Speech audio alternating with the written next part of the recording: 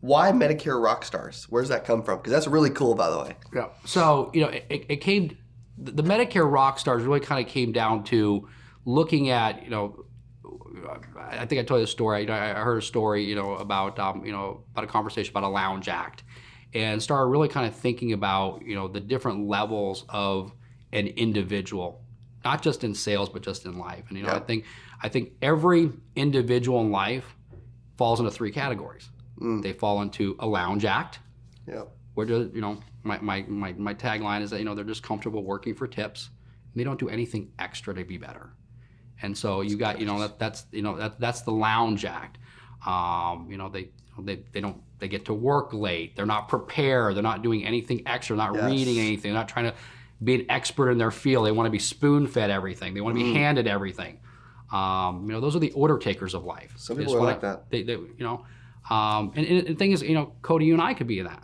I think For we sure. talked about that as well, is that you have to mentally check yourself every single day. Yes. And am I being a lounge act? Well, and that- not spelling your name right was me being a lounge act for a second. Being a lounge act, correct.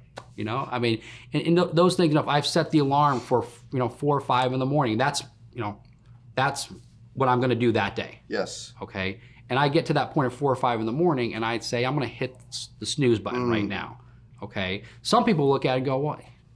That's early. Not a big deal. That's not a big deal. 5 is okay. You wake up at 5. That's Yeah. good." But mentally, what I've done is, even though I wake up at 5 o'clock, mentally I told myself it's okay Yes. to take it easy. Yes. I'm being a lounge act right there. That's right. In that moment. So I think every day you have to constantly be asking yourself those questions. So you got the lounge act, and then you've got the opening act. And the opening act, I'd say they do just enough to stay on tour, but they don't do enough to break away and headline the show. Yep.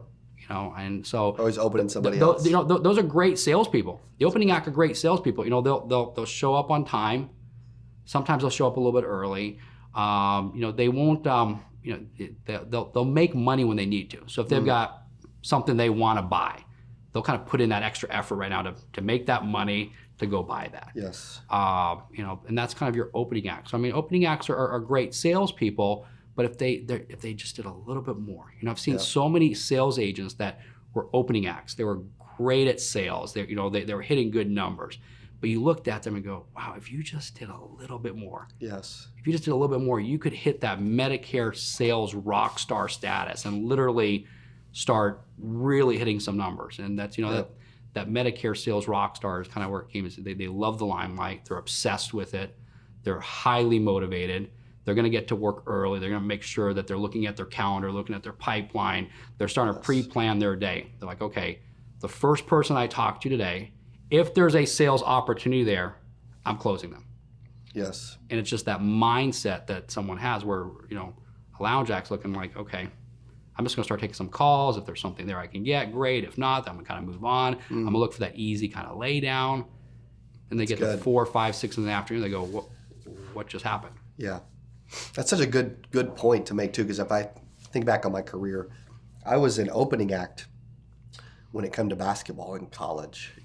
I was just doing enough to get by and to do well, but not really ever stand out or be this shining star of the team. And then I found insurance and really became obsessed early in my career with business and sales and all that. And so I love that story because everybody can relate to that, right? And as you guys are listening, you're probably thinking about, in my career right now, as Greg's talking, where do I see myself Correct. currently? And I can tell you, everybody wants to be a rock star. Well, everybody wants to be a rock star. I don't think you can ask anybody, hey, do you want to be a rock star? They're going to say, no, I don't want to be a rock Definitely star. not. No, Lounge act Yeah, for no, me. lounge acts for me. That's what I want to do. Everybody says it, Yeah.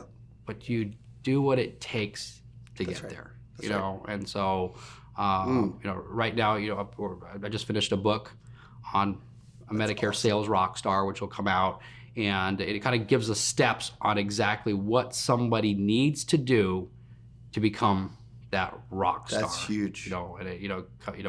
It starts from how you prepare for the day, what you do, how you get there, how you connect with the other individual you're talking to.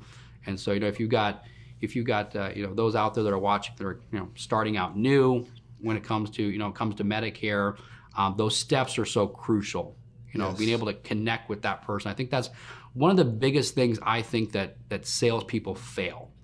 and that's kind of like my goal, my mission, to really kind of just let people know is that most salespeople never connect with the other person.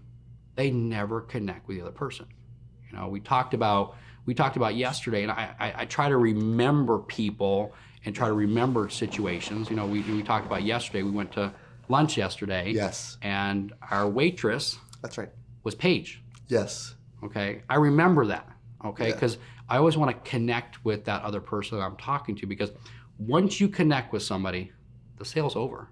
That's right. The sale's over. And I think so many people want to start throwing out the benefits and the features and everything right away. And that's a lounge act. That's what lounge acts do. And yes. so many people are so used to that. They're so used to that transactional way of selling. So when somebody comes in and is so different, it's over. I think you probably helped her get out of her lounge act for the day too, because you could just tell when she came to the table, the way she was talking, you could barely hear her, no confidence, screwed up, and like, oh my gosh, and like made a big deal of it. Like, I think you probably really helped connect and help boost her confidence for the day too, which is really cool. It's funny you say. I had a sales training once, and and I've never had it happen again. Had a sales training once where this guy was a pretty big guy.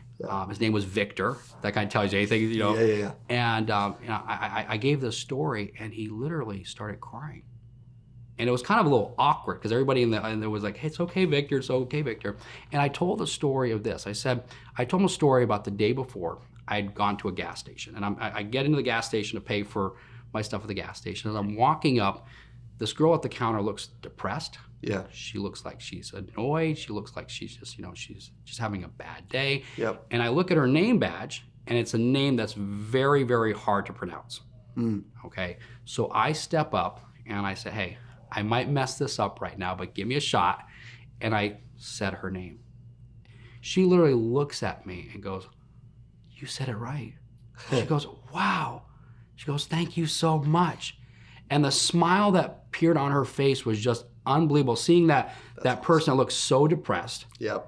And went ahead and like their countenance changed, and she was just so happy, and because nobody had done that.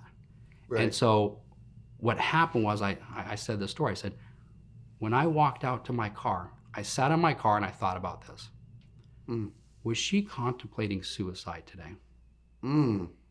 And was that random act of kindness right now, by just saying her name, did that change her entire life? He started crying. But that's, it's that emotional thing. Goosebumps. Yeah, you see, it's that emotional side that you have to be able to connect with somebody in order to create a relationship. So in that type of a situation, she would have done anything for me at that point. Yes. And those little things are so crucial, and that's where you have to connect with that individual. So good. Right at the very beginning, and most salespeople do not do that. Hey, if you enjoyed this, I got another one you're gonna love.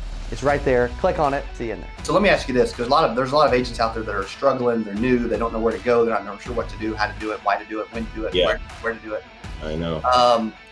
Or they don't know what to do with their hands or their time. They're like, I don't know. You know what I mean? So, what's some advice you can give someone out there that's listening?